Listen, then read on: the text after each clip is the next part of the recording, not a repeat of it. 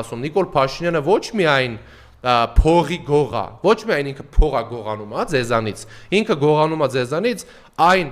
երազանքը, որը ունի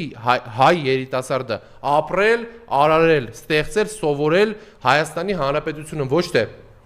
միտեղից բարեկամից բանից $1000 փող պարտքով վերցնել, փախնել, ոնց որ ռուսը ասում է կուդա գլազա գլիդյատ, որ կողմ գնան, այնքան որ Հայաստանից փախնեն, պրծնեն այս